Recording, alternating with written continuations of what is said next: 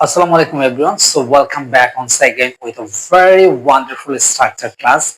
Yes, dear learners, আমরা যারা spoken English শিখতে চাচ্ছি, অনর্গল ইংরেজিতে কথা বলতে চাচ্ছি, কথা বলা শিখতে চাচ্ছি, তাদের জন্য আজকের এই আরেকটি লেসন, সেটা হচ্ছে স্ট্রাকচার ক্লাস। আপনারা দেখতেই পাচ্ছেন। সো অনর্গল ইংলিশ বলার স্ট্রাকচার। আজকে আমরা একটা স্ট্রাকচার নিয়ে কথা বলবো, যে স্ট্রাকচারটি শিখলে আপনি অনায়াসে শত শত বাক্য আপনি চাইলে তৈরি করতে পারবেন, ওয়ান্ডারফুল কনভারসেশন আপনি করতে পারবেন, অর্থাৎ অনার্গল ইংরেজিতে কথা বলতে পারবেন। চলুন দেখা যাক যে আমরা আসলে কোন স্ট্রাকচারটি আমরা শিখতে চলেছি, দেখি একটু। সো এক্স্যাক্টলি আমরা যে স্ট্রাকচারটি শিখতে চলেছি সেটা হচ্ছে had better. So had better, এটা কোন অর্থে আমরা ব্যবহার করে থাকি হ্যাড বেটার? সো দেখুন দেওয়া আছে বরং ভালো হয়, অথবা বরং ডট ডট। এখন আপনারা বুঝতে পারতেছেন না, এক্সাম্পল যখন দিব তখন আপনারা বেশি আরো বুঝতে পারবেন। হ্যাড বেটার, বরং ভালো হয়, বরং ডট ডট। আমরা অনেক সময় বলে থাকি না, তুমি বরং চলে যাওয়াই ভালো, তুমি এখন চলে যাও, চলে যাওয়াটাই ভালো, তুমি বরং এখানে থেকো না। অনেক সময় বলি না এরকম? এক্স্যাক্টলি সেটার ক্ষেত্রে আমরা হ্যাড বেটার ব্যবহার করে থাকি। ঠিক আছে, দেখি আমরা একটু গঠনটা জেনে নিই। আমাদের যেহেতু স্ট্রাকচার ক্লাসটা আপনারা খুবই পছন্দ করেন স্ট্রাকচার ক্লাস, সো এটাকে আমরা বাক্যে কিভাবে রূপান্তর করব এটা একটু জেনে নিই। দেখুন, প্রথমে আমরা ব্যবহার করব একটা সাবজেক্ট কাঙ্ক্ষিত, বা সাবজেক্ট হিসেবে আমরা সাধারণত ইউকেই ব্যবহার করে থাকবো।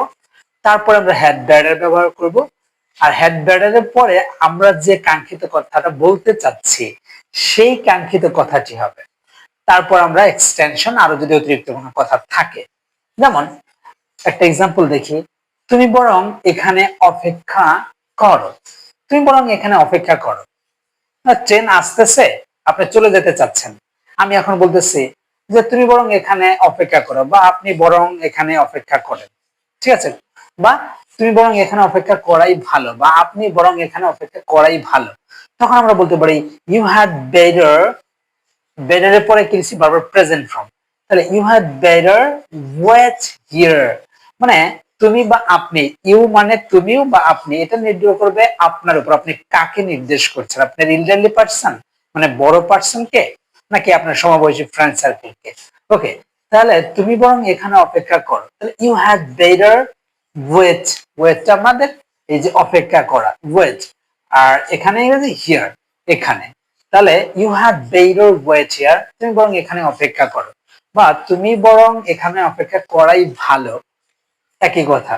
তাহলে you had better wait here. তারপর এনাদার এক্সাম্পল যদি দেখি, যে লিখেছে তুমি বরং বিশ্রাম নাও, মানে আমি যদি দেখতেছি যে সাপোজ আপনাকে দেখতেছি আপনি অনেক ক্লান্ত, ঠিক আছে, তখন আমি বলতেই পারি যে আপনি বা তুমি বরং বিশ্রাম নাও। তাহলে আমরা কিভাবে বলবো? ইউ হ্যাড বেটার, এটা তো স্ট্রাকচারে you had better take rest, বিশ্রাম নেওয়া। তাহলে তুমি বরং বিশ্রাম নাও, you had better take rest, অথবা তুমি বরং বিশ্রাম নেওয়াই ভালো, একই বাংলা ইংরেজি এটাই হবে, you had better take rest. এবার অ্যানাদার এক্সাম্পল, তুমি বরং এখন চলে যাওয়াই ভালো। কি বলেছি? তুমি বরং এখন চলে যাওয়াই ভালো। সো দেখতেছি পরিস্থিতিটা অনেক খারাপ, এই জন্য আমি বলতেছি যে আপনার এখন চলে যাওয়াটাই বরং ভালো, বা আহ তুমি বরং এখন চলে যাওয়াটাই বরং ভালো, বা তুমি বরং এখন চলেই যাও। তখন আমরা বলবো you had better leave now, তুমি বরং এখন চলে যাওয়াই ভালো, বা তুমি বরং এখন চলে যাও। So you had better leave now. ঠিক আছে, তার মানে আমরা ভালো অর্থে বরং কোনো কিছু একটা ভালো পরামর্শ দিচ্ছি, তুমি বরং এটা করাই ভালো, তুমি বরং এখন চলে যাও, তুমি বরং গানটা একটু বন্ধ করো, আমাদের ডিস্টার্ব হচ্ছে, পড়ালেখা হচ্ছে, বাচ্চারা পড়ালেখা করছে। ভালো অর্থে আমরা ব্যবহার করে থাকি হ্যাড বেটার। সো আমরা আরো এক্সপ্লেইন শিখবো, আমরা আরো সেন্টেন্স মেকিং করা শিখবো খুবই বিস্তারিত ভাবে। চলুন একটু দেখে নেই। এক্স্যাক্টলি ওকে, দেখুন আমি এবার একটু বড় বাক্য নিয়েছি, সেটা কি? যে তোমাকে দেখতে অনেক ক্লান্ত মনে হচ্ছে। কি বলেছি? তোমাকে দেখতে অনেক ক্লান্ত মনে হচ্ছে, তুমি বরং বিশ্রাম নাও। অনেক সময় আমরা এই ধরনের কথা বলতে চাই, তাহলে ইংরেজিতে কিভাবে বলবো? সো তোমাকে দেখে অনেক ক্লান্ত মনে হচ্ছে, তাহলে আমরা বলতে পারি you are looking so tired, তোমাকে দেখে অনেক ক্লান্ত মনে হচ্ছে, you are looking so tired. তারপরে বলছে কি তুমি বরং বিশ্রাম নাও বা তুমি বরং বিশ্রাম নেওয়াই ভালো।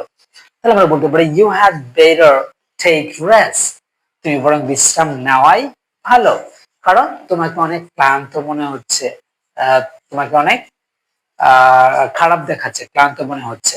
সো এটাকে আমরা আরো অন্যভাবে বলতে পারি, যেমন এখানে যদি আমরা দেখেছি আরেকটা বাক্য লিখেছি যে তোমাকে দেখে অনেক ক্লান্ত মনে হচ্ছে, এবার আমি বলতে চাচ্ছি যে তুমি বরং এখন চলে যাওয়াই ভালো। তোমাকে দেখে অনেক ক্লান্ত মনে হচ্ছে, তুমি বরং এখন চলে যাওয়াই ভালো, বা তুমি বরং এখন চলে যাও। তাহলে আমরা কি বলবো? তোমাকে দেখে অনেক ক্লান্ত মনে হচ্ছে, এটা আমরা জানি you are looking so tired, তোমাকে দেখে অনেক ক্লান্ত মনে হচ্ছে। You had better leave now, তুমি এখন বরং চলে যাওয়াই ভালো, তুমি বরং এখন চলে যাওয়াই ভালো। বা আমি দেখতেছি যে ইউ আর সো সিক, তুমি অনেক অসুস্থ বা আপনি অনেক অসুস্থ। এখন আমি বলতে চাচ্ছি তুমি বরং ডাক্তারের কাছে যাওয়াই ভালো, বা তুমি বরং ডাক্তার দেখাও। এই ধরনের কথা বলি না আমরা, কিন্তু ঠিক এই যে ইউ হ্যাড বেটার দিয়ে আমরা বাক্য তৈরি করতে পারবো। সো এইভাবে আমরা অসংখ্য বাক্য কিন্তু তৈরি করতে পারবো ইফ উই ওয়ান্ট অ্যাকচুয়ালি।